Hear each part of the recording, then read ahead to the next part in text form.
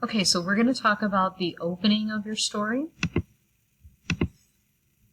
Some writers wait until they have most of their story written before they decide how they want to start it. I'm a big fan of writing my opening after I've fleshed out my story. You might already have a good opening for your story, but just in case, now would be a good time to reconsider it before you decide your story is finished. So in this lesson, we're going to look at 4 types of story openings. We have scene, statement, summary, and description. The first type is a scene. This is how the final version of the frog story begins, right in the middle of a scene between Bree and her parents. So I could tell from the line between my mom's eyes that something was up. She'd just picked up her phone to check a text that had come in, and as she read it, that line appeared. She exhaled hard. Chloe can't come. So this is a scene. Another way the story Frog could have opened is with a statement like this. I am totally afraid of frogs.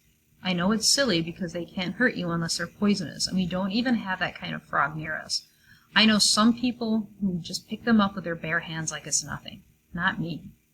We live near a creek, so we get them in our house a few times a year, and when we do, I always just ask my mom and dad to take care of them. This isn't going to be an option this time. Okay, so that one's starting it with a statement. Frog could have started with a summary of Bree's history of not getting to stay home alone. I've always wanted my parents to let me stay at home alone, but they almost never do. I'm 13, it's ridiculous. They'll go to the store for 30 minutes or maybe let me stay home while they have a dentist appointment or something, but otherwise, if they're going to be gone for more than an hour, they have a babysitter come over. But one night, the babysitter got a stomach virus, and that changed everything. So that's a summary. Finally, a different opening for Frog would be the description of the frog. It would start by zooming right in on the frog itself, and then it would have to back up and explain the events that led up to Bree noticing it in the first place. So they could have put this part in the beginning.